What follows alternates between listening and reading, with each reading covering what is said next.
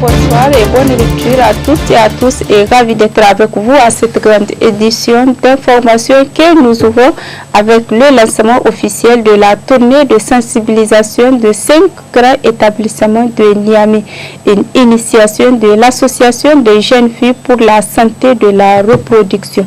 Ibrahima Abdelkader était sur les images de l'association des jeunes filles pour la santé de la reproduction va toucher 5 grands établissements de la capitale, à savoir le CG Yantala, le CS Lala Malika, CG 8, CS Rive Droite et le lycée Issa Korombe. Pour le lancement officiel de la tournée, c'est le CS Yantala qui a été la première cible en présence de la représentante du ministère de la Santé publique, de la responsable plaidoyer et jeune de Maristop, du président du Conseil national de la jeunesse, mais également administration et élèves de l'établissement.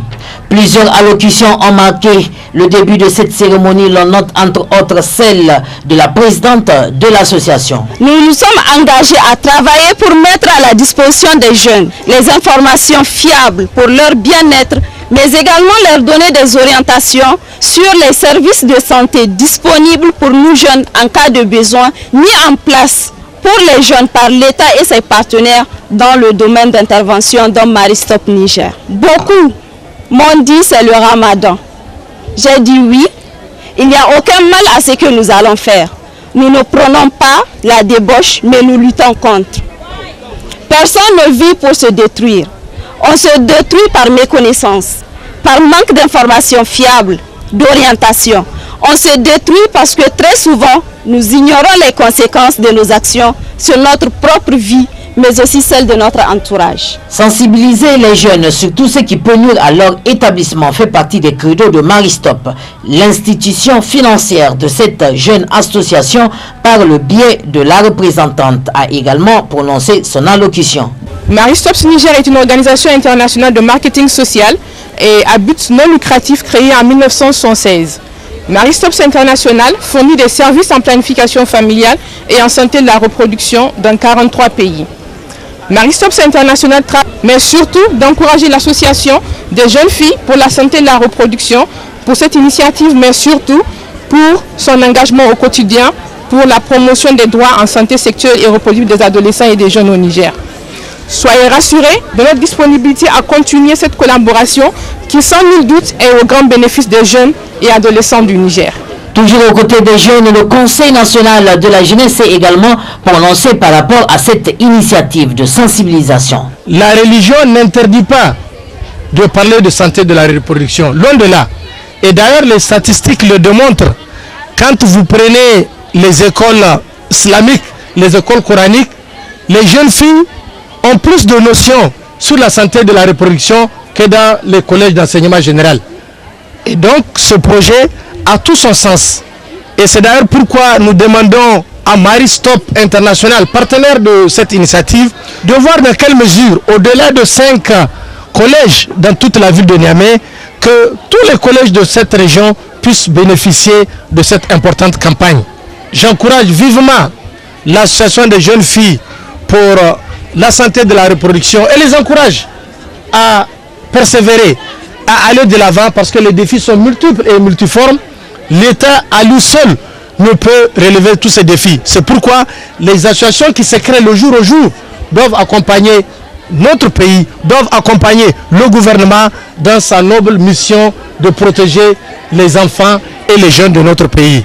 Un sketch de sensibilisation suivi des questions-réponses sur les maladies sexuellement transmissibles ont marqué la fin de cette première phase de cette tournée de sensibilisation de l'association des jeunes filles sur la santé de la reproduction qui a déjà commencé. Le Conseil national des organisations de la société civile pour la promotion des droits humains et la citoyenneté responsable a rendu public samedi dernier une déclaration à l'occasion de la commémoration du premier anniversaire de l'investiture du président de la République.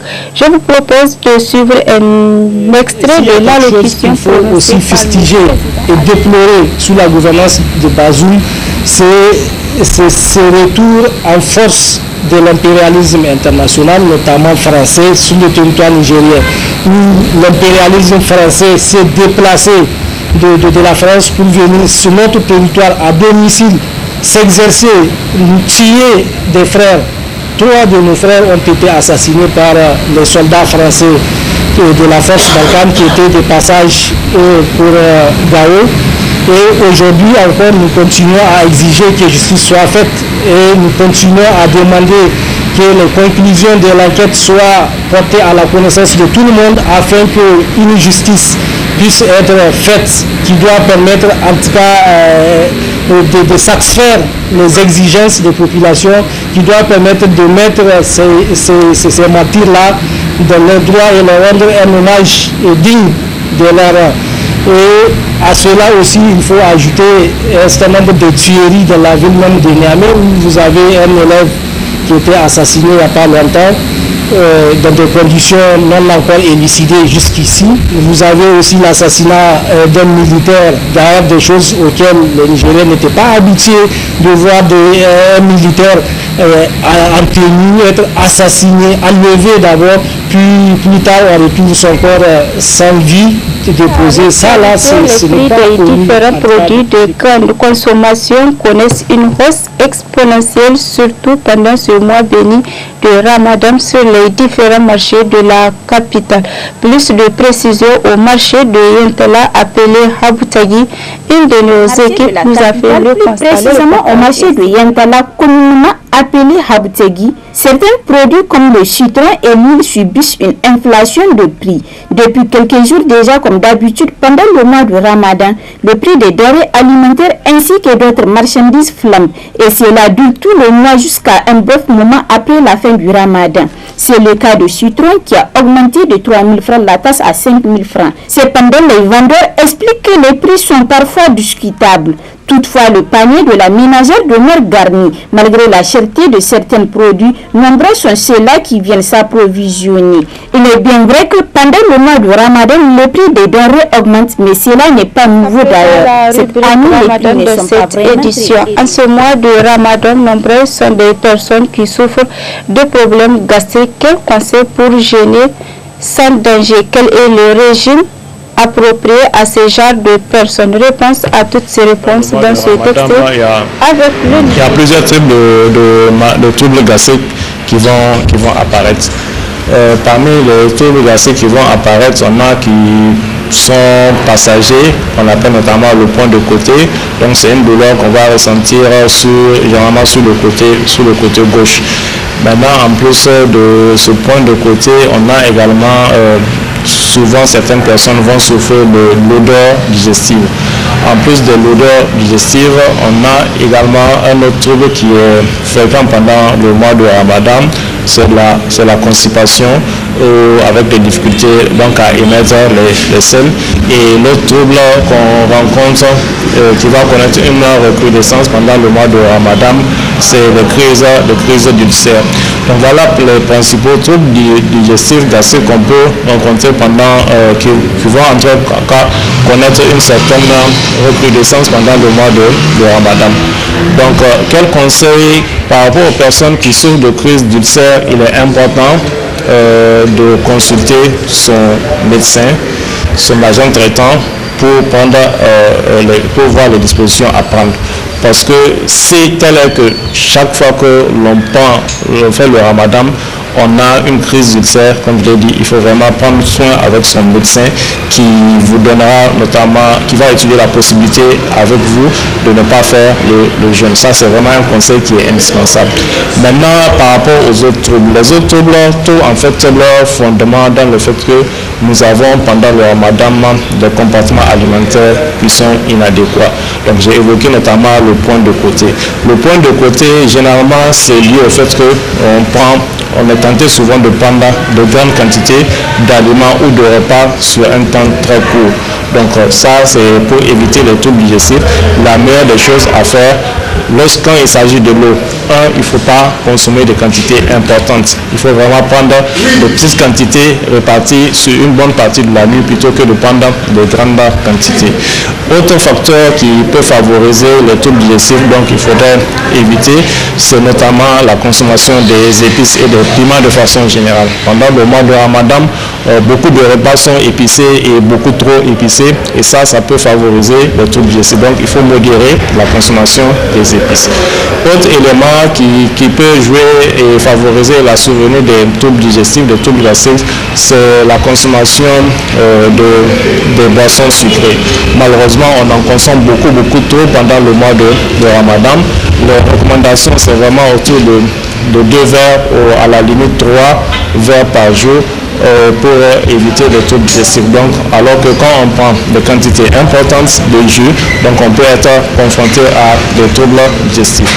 Maintenant, également, toujours parmi les conseils pour éviter les troubles digestifs, il faut également songer à modérer la consommation de la viande, parce que la viande, lorsqu'elle est consommée de façon excessive, elle peut être un facteur favorisant. Revenons sur les 1 an de gestion du président de la République, Bazoum Mohamed. 2 avril 2021, 2 avril 2022, cela fait 1 an déjà que le président de la République, Bazoum Mohamed, est au pouvoir. Par rapport à cette première année de gestion, les réactions fusent ça et là je vous propose de suivre celle de Ibrahim Namawa. Il s'est mis à chercher les voies et moyens pour essayer d'assurer une certaine assise pour lui et pour ses institutions, ce qui l'a amené à s'évertuer à un certain nombre de rencontres avec des acteurs qui par le passé étaient considérés comme des opposants ou comme des ennemis un peu entre griffes du régime desquels il a hérité. C'est ça qui a fait, qui était considéré comme étant ce qu'on peut considérer comme un passif pour Bazoum. Le fait que quand il était venu, il a créé les conditions de décrisper un peu l'atmosphère en rencontrant les syndicats, en rencontrant les acteurs de la société civile, en se disant ouvert au dialogue, en faisant des professions de foi, en se montrant disponible à écouter tous les Nigériens, ce qui n'était pas le cas sous le règne de Youssouf. Donc quand il faisait ça, déjà là, les gens, surtout des petits esprits, ont commencé à dire que Bazoum est différent de Youssouf, Bazoum fait mieux que Youssouf, donc il mérite d'être soutenu, il mérite d'être accompagné. L'autre chose qu'on peut relever de la gestion du 1 an du président Bazoum, c'est aussi la violation flagrante des lois et règlements de la République. Il était donné de constater à tout bout des champs, et que ce soit lui-même Bazoum ou les autres démembrements de son pouvoir, les gens se donnent certains plaisirs de violer les lois et règlements de la République lorsque celles-ci ne les arrangent pas. C'est aussi l'autre chose qu'on peut aussi relever, c'est l'inféodation des institutions de la République à la personne du président de la République. Ça là, Bazoum en a hérité du président Issou Mohamed. Il faut aussi relever la mauvaise gestion de l'insécurité. Il n'est un secret pour personne que nous nous sommes retrouvés dans une situation d'insécurité criarde, une situation d'insécurité permanente et qui avait nécessité ou qui avait eu besoin, c'est-à-dire de la part des autorités de faire preuve de pragmatisme, de faire preuve de la sagacité intellectuelle pour mieux cerner cette question d'insécurité et y apporter des solutions. Ça n'a pas été le cas. Malheureusement, les Nigériens ont été endeuillés. Nous avons enregistré d'énormes pertes en vies humaines, tant dans le rang des FDS que dans le rang des populations civiles. Et les choses n'ont pas considérablement évolué. Nous souhaitons que les jours à venir puissent être meilleurs. Et s'il y a quelque chose qu'il faut aussi fustiger et déplorer sous la gouvernance de Bazoum, c'est ce retour en force de l'impérialisme international, notamment français, sur le territoire nigérien, où l'impérialisme français s'est déplacé de la France pour venir sur notre territoire à domicile s'exercer, tuer des frères.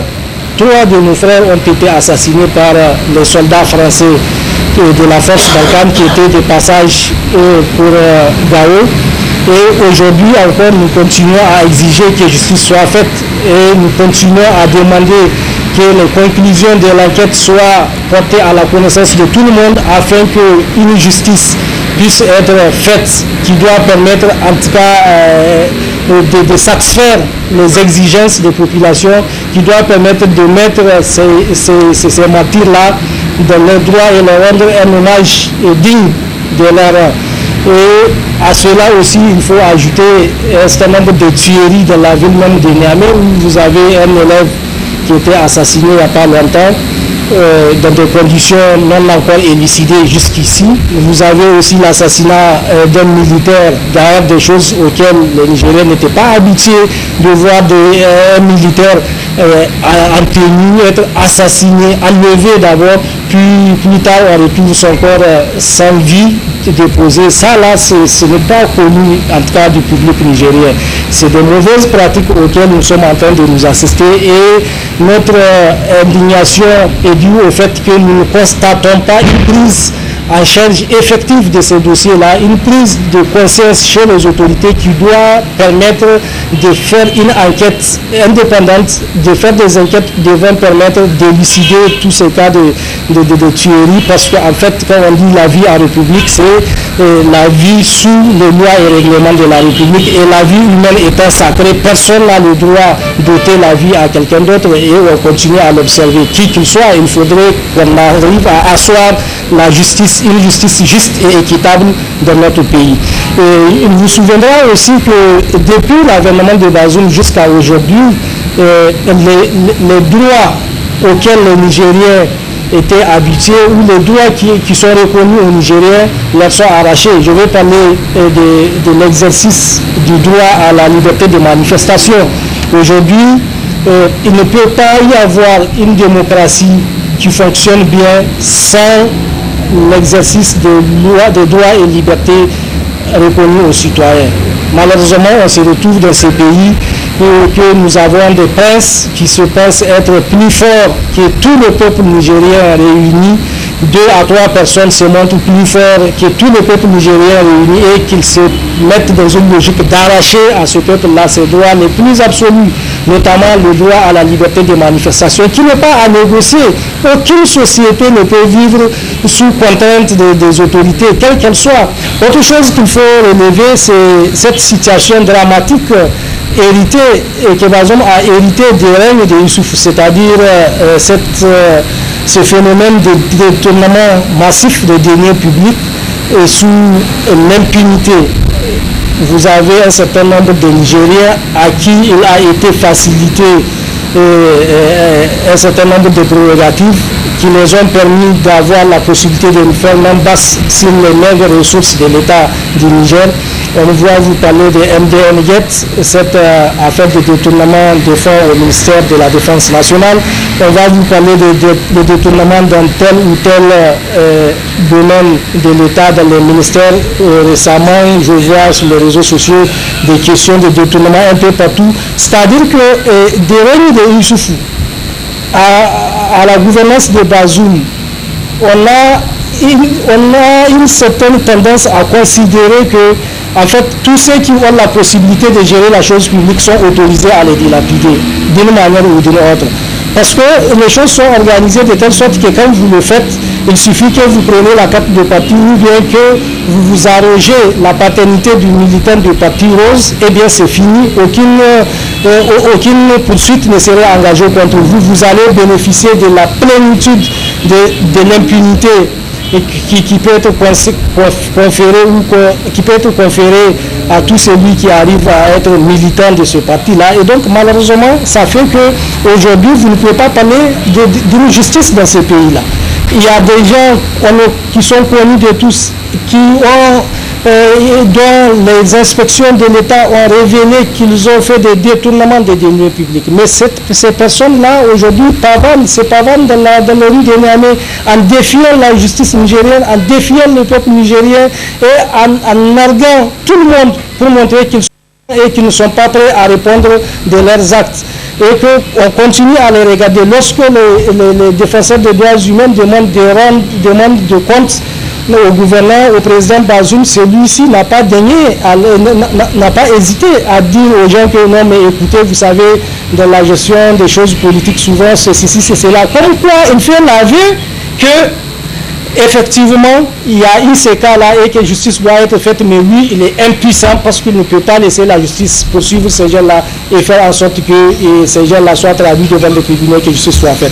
On a toujours des promesses. Et moi, je le comprends très bien, il ne peut pas ne pas faire que des promesses. Parce qu'en réalité, le président Bazoum ne détient pas l'essentiel. Il ne détient pas ce qu'il faut pour résoudre le problème de l'éducation nationale au Niger. Le problème de l'éducation au Niger, c'est un problème de moyens.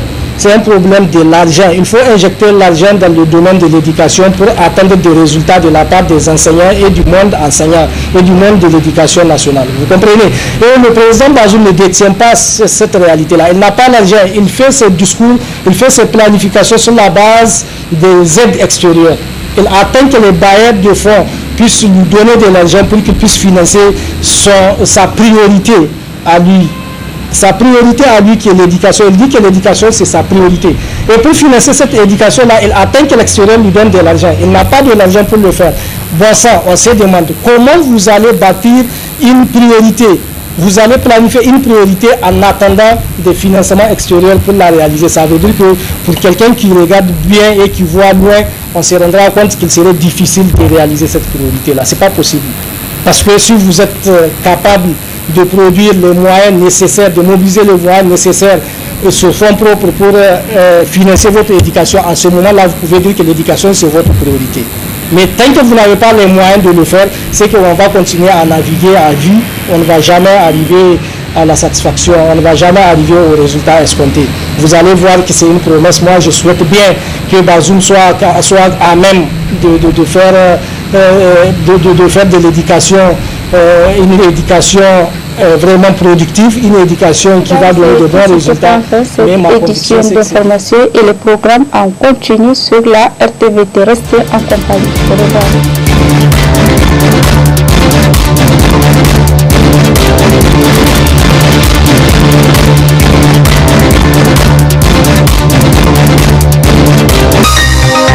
Ce journal vous a été présenté par STM Transport Voyageurs.